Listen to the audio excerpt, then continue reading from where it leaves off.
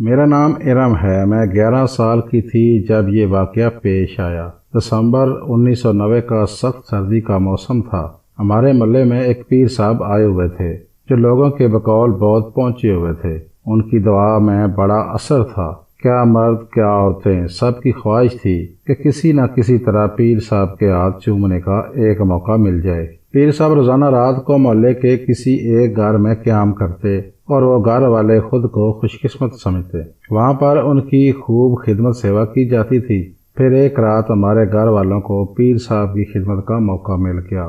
میری والدہ خوشی سے پھولے نہیں سما رہی تھی۔ سارا دن کچن میں کھانے بناتی رہی۔ شام ہوتے ہی وہ ہمارے گھر پہنچ گئے۔ میری والدہ اور والد نے مزیدار کھانوں سے ان کی تواضع کی اور کچھ نقدی بھی پیش کی، جسے قبول کر کے پیر صاحب نے ہاتھ اٹھا کر لمبی دعا مانگی اور میری بولی بالی ماں خوشی سے نہال ہو گئی۔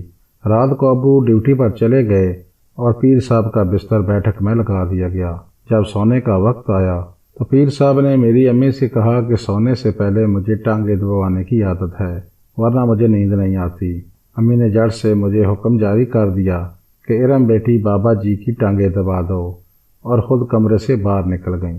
اب میرا کوئی بھائی تو تھا نہیں، اس لیے یہ انتہائی عام فریضہ مجھے سونپ دیا گیا تھا۔ میری امی تو پیر صاحب کی اتنی قدردان تھی کہ ان کا بس چلتا تو خود ہی یہ کام کرنے لگ جاتی۔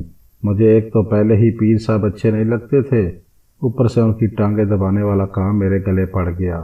چاروں نچار میں ان کی چارپائی پر بیٹھ گئی اور ٹانگیں دبانے لگ پڑی۔ تھوڑی دیر بعد پیر صاحب نے میرا ہاتھ پکڑا اور کہنے لگے، تمہارے ہاتھ بہت ٹھنڈے ہیں، میں گرم کر دیتا ہوں۔ پھر میرے دونوں ہاتھ پکڑ کر دبانے لگ پڑے۔ مجھے بہت الجھن محسوس ہونے لگی، لیکن ایک تو وہ بڑے اور ہر دل عزیز تھے، دوسرا میں ناسمجھ بچی تھی، اس لیے خاموشی سے ان کے بستر پر بیٹھی رہی کہ وہ ناراض نہ ہو جائیں۔ پھر ان کی دست درازیاں بڑھتی چلی گئیں۔ میں خاموشی سے بیٹھی رہی۔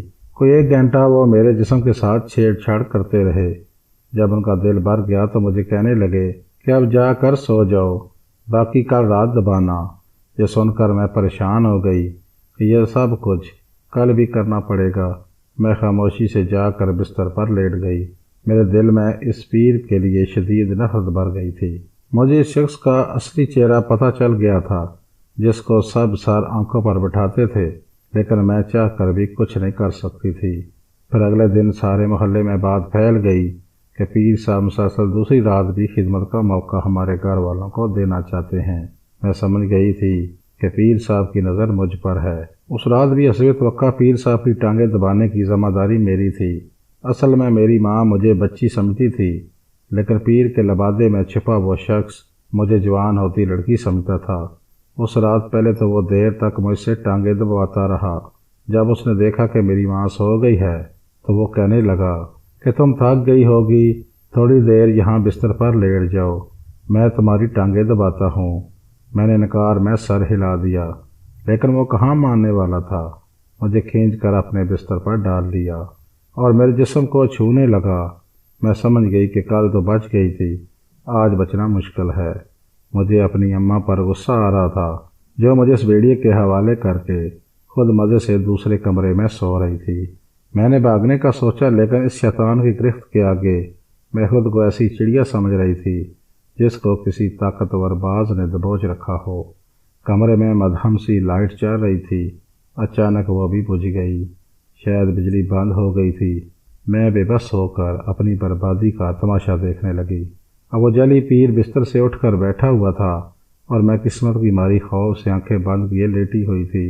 اچانک ایک زوردار آواز آئی اور ساتھ ہی مجھ پر سے پیر صاحب کی گرفت ڈھیلی پڑ گئی۔ اس کے بعد کمرہ روشنی سے بھر گیا۔ میں نے آنکھیں کھول کر دیکھا تو میری ماں ہاتھ میں بڑا سا ڈنڈا پکڑے غضبناک بنی کھڑی تھی۔ پھر دیکھتے ہی دیکھتے میری امی نے پیر صاحب پر ڈنڈوں کی بارش کر دی۔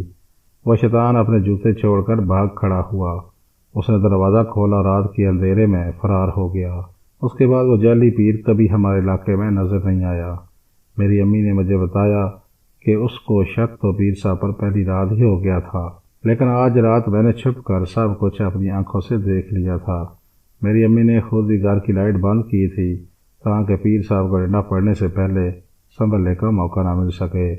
پھر مجھے گلے سے لگا کر کہنے لگی کہ میری بیٹی یہ کیسے ممکن ہے کہ اولاد مصیبت میں ہو اور ماں کو خبر نہ ہو۔